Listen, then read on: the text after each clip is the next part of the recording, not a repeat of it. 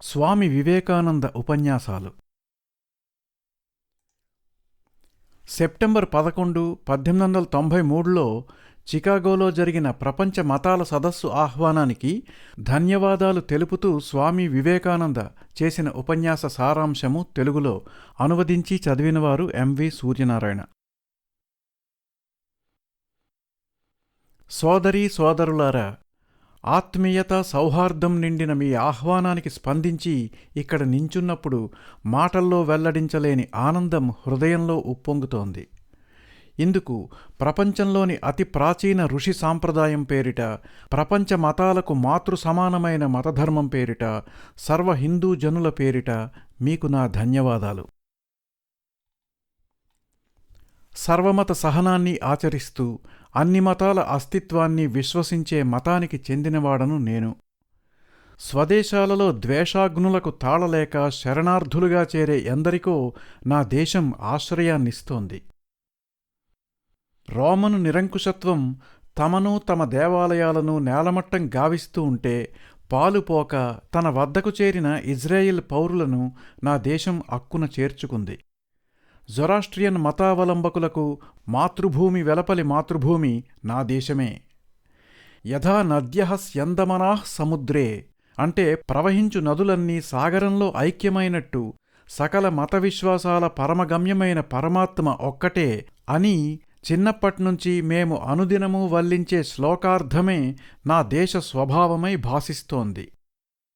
ఎవరెవరు ఏ విధాలుగా నన్ను శరణుజొచ్చినా నా అనుగ్రహానికి పాత్రులే అన్న భగవద్గీతా వాక్యానికి ప్రత్యక్ష నిదర్శనమై నిలిచింది ఇప్పటి వరకు నిర్వహించిన వాటన్నిటిలోనూ పవిత్రమైనదైన ఈనాటి సదస్సు.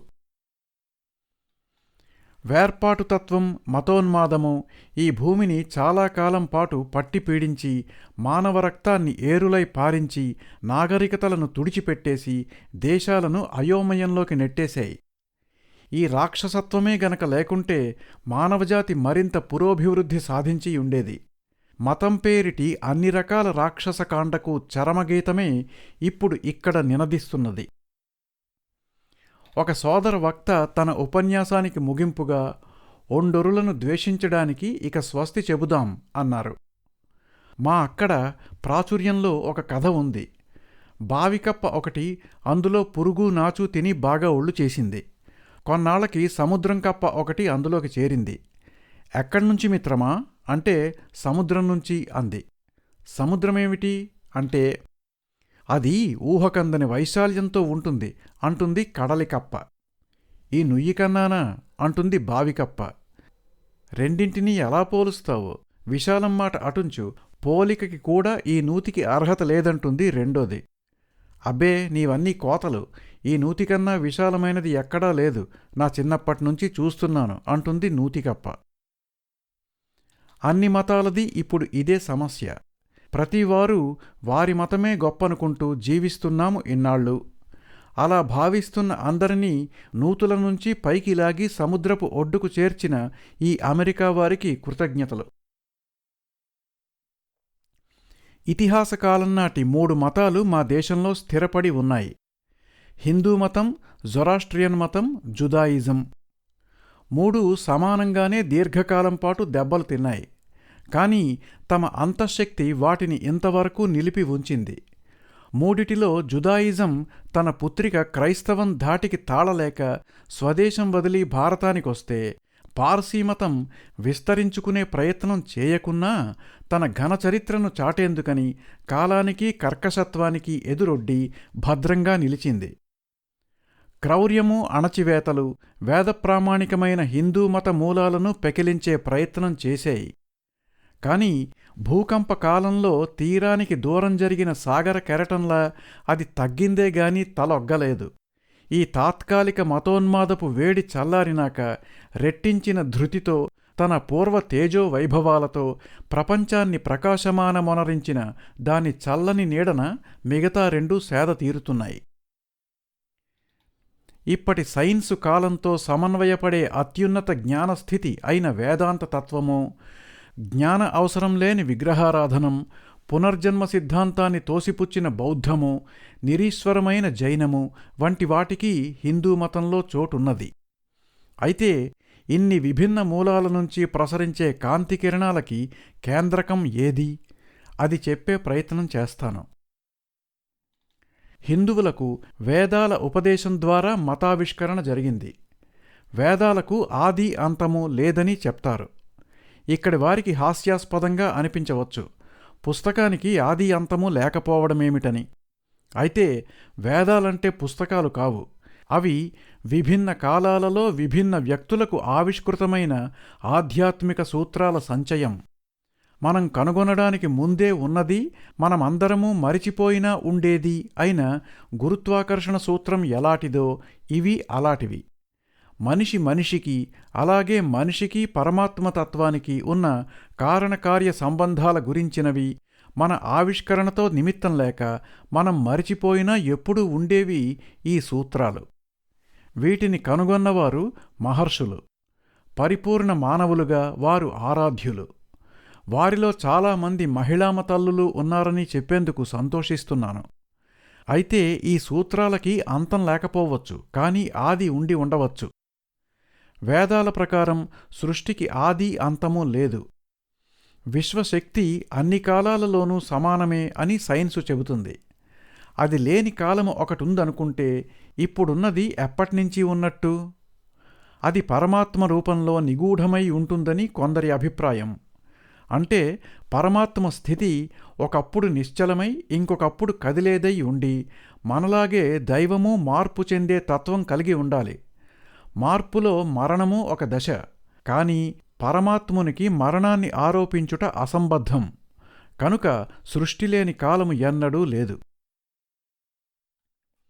సృష్టి సృష్టికర్త రెండూ ఆది అంతము లేని సమాంతర రేఖలనుకుంటే వాటిలో సృష్టికర్త శక్తి అనంతం, ఆది అంతము కల సృష్టి శక్తికి అది ఆధారం. ఈ తత్వాన్నే మా బాలలు అనుదినము వల్లెవేస్తూ ఉంటారు. తస్మాదగ్ని సమిధో యస్య సూర్యః అని. సృష్టికర్త అనంత శక్తి నుంచే సూర్యచంద్రుల వంటివి ఇంతకు ముందు ప్రభవించి ప్రకాశహీనమయ్యేయని. ఇప్పుడిక్కడ నించుని నేను నేను నేను అని మాట్లాడుతున్నాను. ఏమిటి నేను? ఈ శరీరమా? నేనంటే ఈ అవయవాలు, వాటికి తొడుక్కున్న వేషభూషలునా? కాదంటాయి వేదాలు.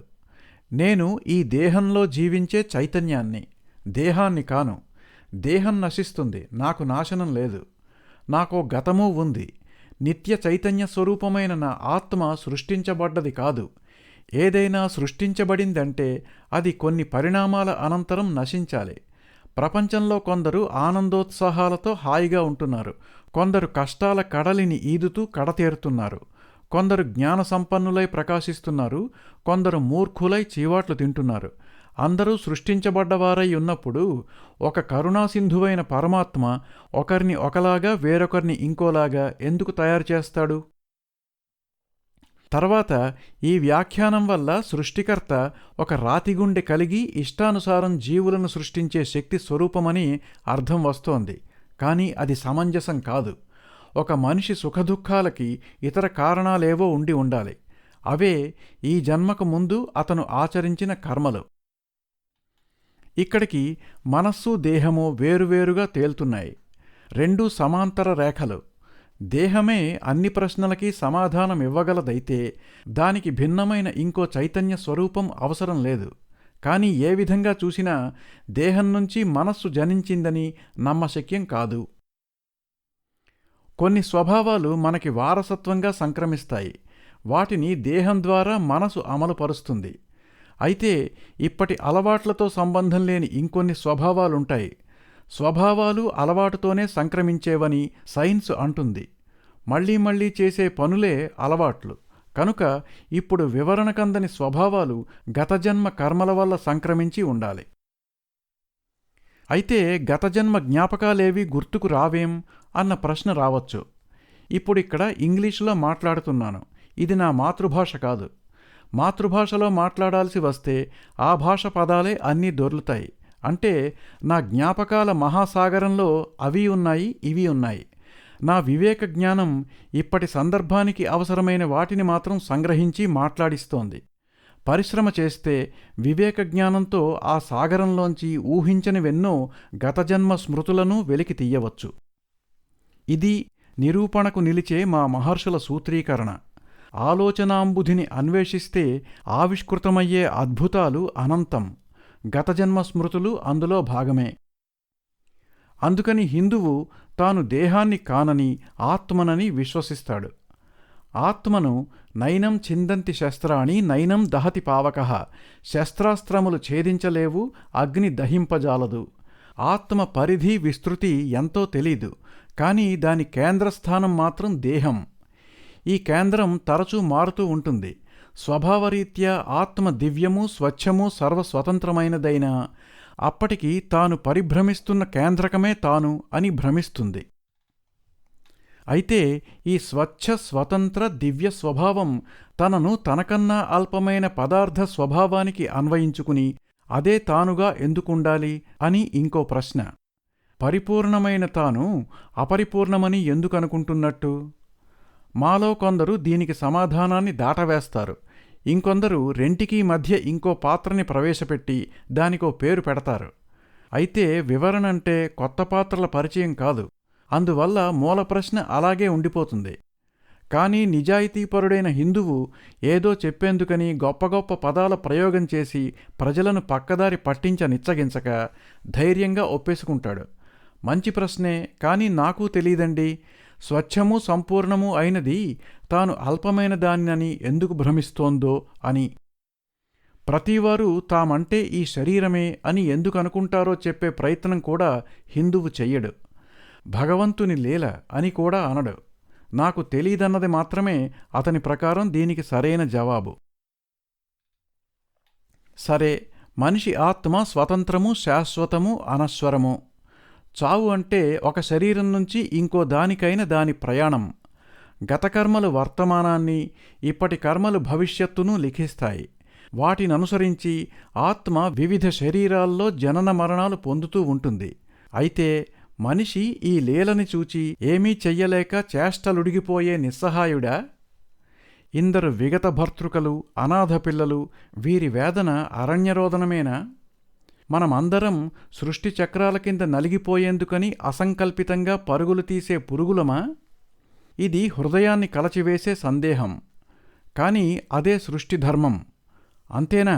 ఇంకేమీ ఆశించలేమా, అధిగమించలేమా అని యుగాలుగా మనిషి ఆక్రందనం సకల భువనాల్లోనూ ప్రతిధ్వనించగా అన్ని భయాలను పారద్రోలగల గంభీర వచనాలతో ఒక వేదర్షి ఇలా ప్రకటించారు: శృణ్వంతు విశ్వే అమృతస్య పుత్రాః. అంటే అనంత ఆనంద అమృతానికి వారసులైన విశ్వపు బిడ్డలారా, అన్ని చీకట్లకు, అజ్ఞానానికి ఆవల ఎవరిని తెలుసుకుంటే మనమీ చావుపుటకల చక్రభ్రమణాన్నించి రక్షింపబడతామో అట్టి అతి ప్రాచీన దివ్య జ్యోతిస్వరూపుని నేను దర్శించగలిగాను అని. అనంతానందామృతానికి వారసులైన విశ్వపు బిడ్డలారా, ఎంత అమృతతుల్యమూ ఆశాజనకమూ అయిన సంబోధన! ఇక్కడి నా సోదరీ సోదరులారా, మిమ్ములను నేను అదే విధంగా సంబోధిస్తున్నాను. మీరంతా అనంత ఆనందామృతానికి వారసులైన విశ్వపు బిడ్డలు. హిందువు సంబోధన ఇలానే ఉంటుంది. ఎవరినీ పాపులని సంబోధించేందుకు అతనిష్టపడడు. మీరంతా పవిత్రులు, పరిపూర్ణులు, అనంత ఆనంద అమృతానికి వారసులు. మీరా పాపులు? అసలా భావనే పాపం, మానవజాతికి పరువు నష్టం.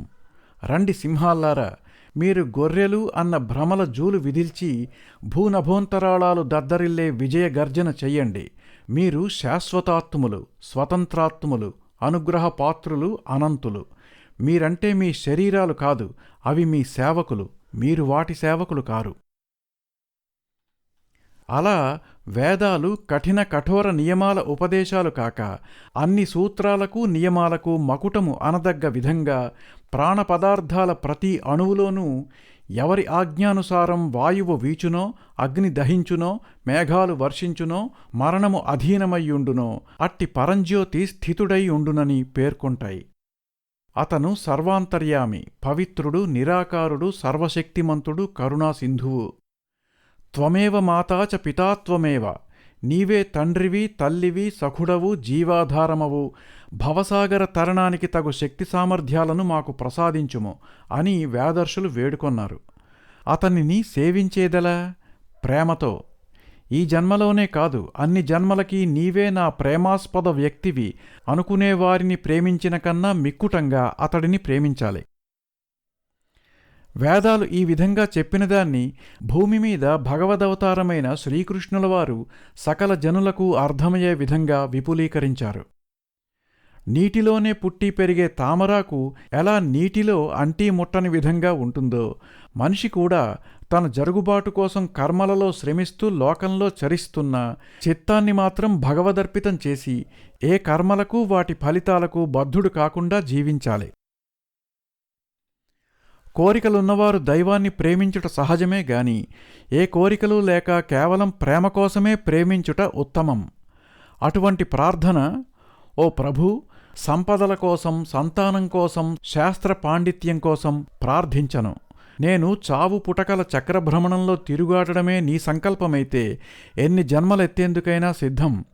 కాని నీపై నాకు గల నితాంతాపార నిస్వార్థ ప్రేమా భక్తి చెక్కు చెదరనీయకు స్వామి అని. కృష్ణభక్తుడైన యుధిష్ఠరుడు రాజ్యభ్రష్టుడై కుటుంబంతో హిమాలయ పర్వత సానువుల్లో విహరిస్తున్నప్పుడు ఒకసారి భార్య అడుగుతుంది, ధర్మాత్ముడవు, భక్తుడవు, నీకిదేం ప్రారబ్ధం రాజా అని. అతనంటాడు, దేవి, స్వర్ణ రజత కాంతి ప్రకాశ శోభితమైన ఈ హిమాలయాలను చూడు. ఇవి నాకిచ్చిందేమీ లేదు, కాని వాటి శోభకు, రాజసానికి, సమున్నతత్వానికి వాటిని చూసి నేను పరవశిస్తాను, ప్రేమిస్తాను. అది నా మటుకే, వాటి నుంచి ప్రతిఫలమాశించి కాదు. ప్రేమ నా స్వభావం, పరిస్థితులు దాన్ని మార్చలేవు. నాకు హిమాలయాల పట్ల గల నిస్వార్థ ప్రేమానురక్తులు ఈ సుందర ప్రపంచాన్ని మనకై సృజించిన పరమేశ్వరునిపై అంతకన్నా ఎక్కువ ఉన్నాయి. కనుక నా స్థితిగతులతో నిమిత్తం లేకుండా అతనిని ప్రేమించడమే నా కర్తవ్యం. ఇందుకు ప్రతిగా నేనేమీ కోరను అని. ఆత్మ నాశనం లేనిదని, నిత్యమని, దేహంపై మమకారం దానికి బంధమని, దాని నుంచి విడివడితే అజ్ఞానం, చావు పుటకల చక్రభ్రమణం నుంచి విముక్తి అని వేదాలు బోధిస్తాయి.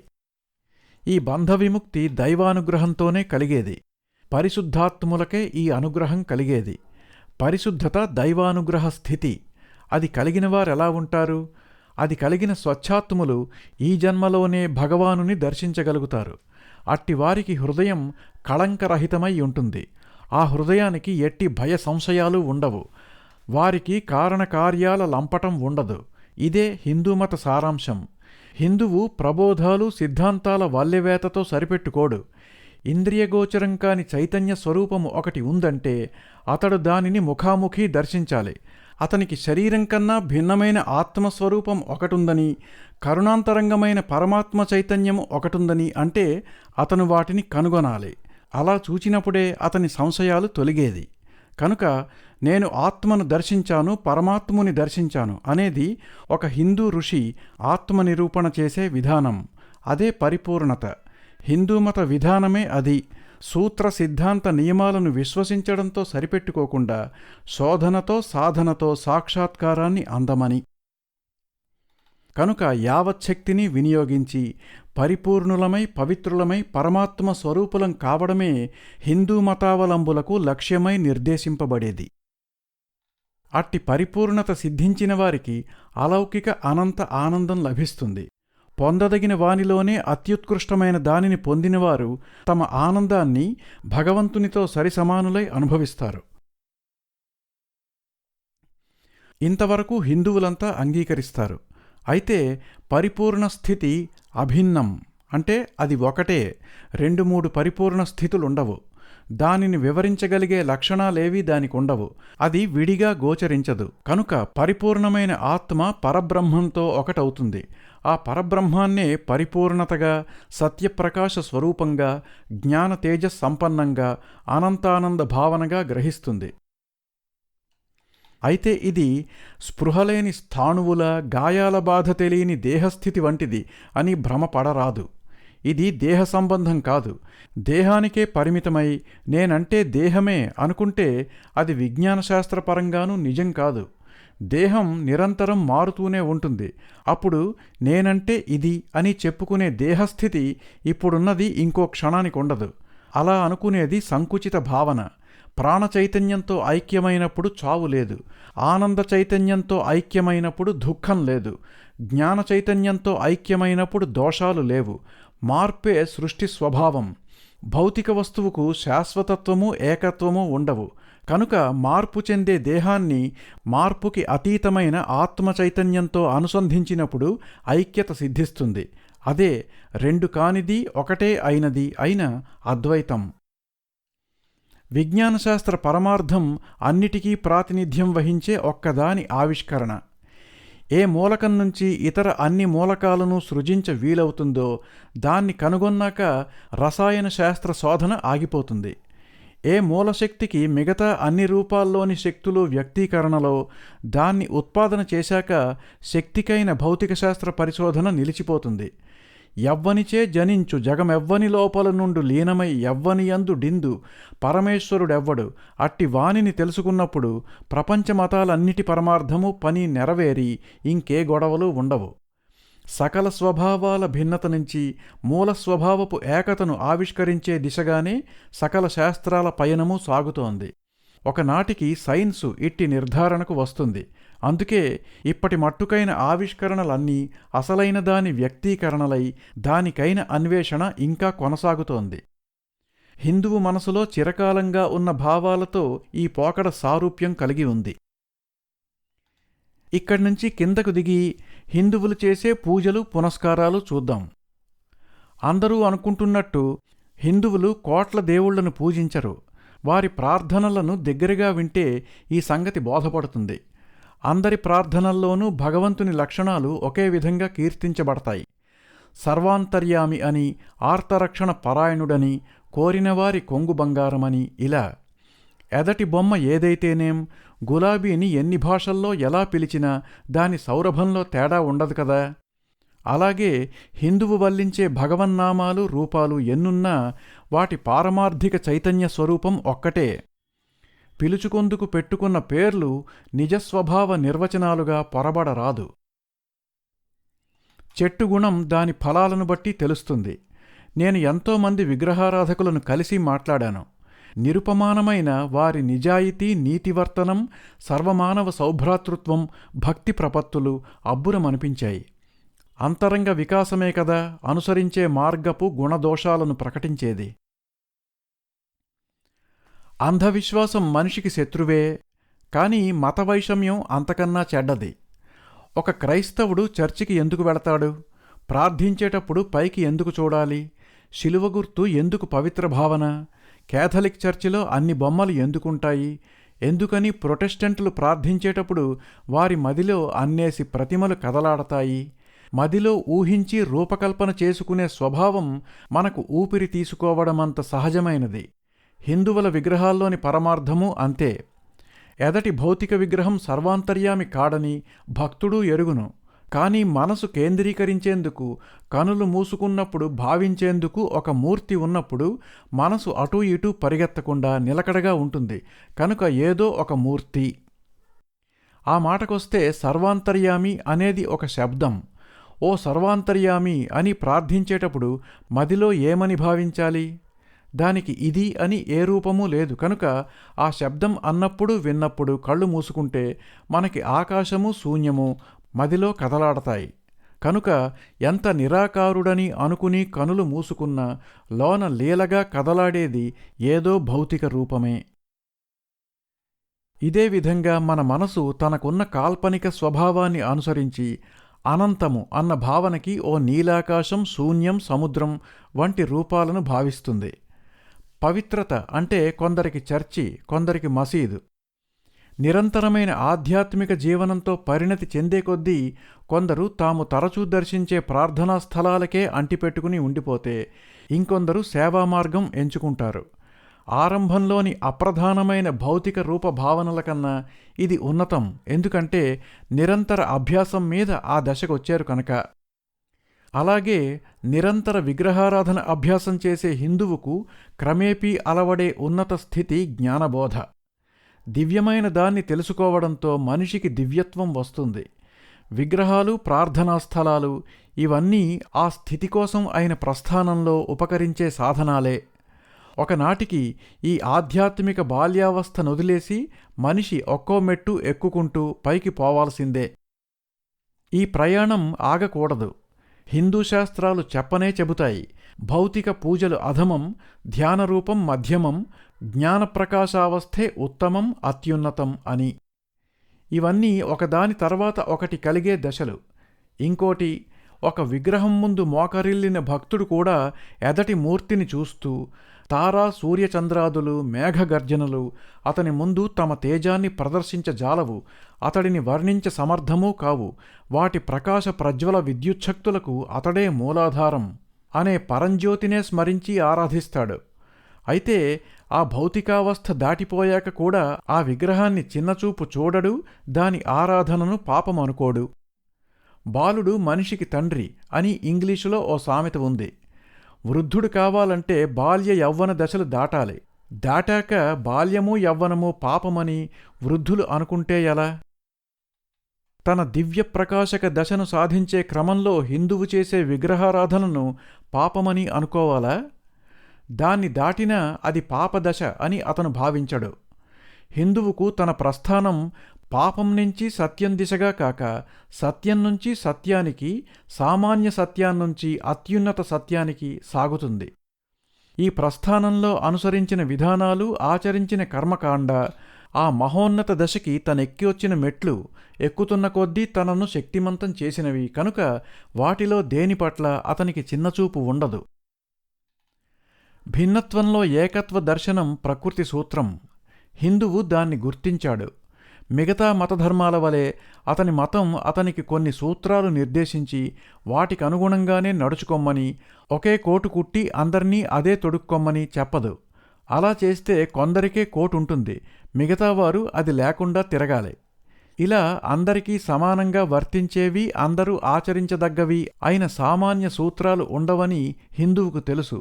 అందుకే పరమగమ్యాన్ని చేరే దశలోని ప్రతి చిన్న సాంప్రదాయాన్ని అతను గౌరవిస్తాడు. కాబట్టి విగ్రహారాధనను ఆక్షేపించనక్కర్లేదు, అన్ని పాపాలకి అది అమ్మమ్మ అని విమర్శించనక్కర్లేదు. అయితే వారి పద్ధతుల్లో దోషాల్లేవని చెప్పను.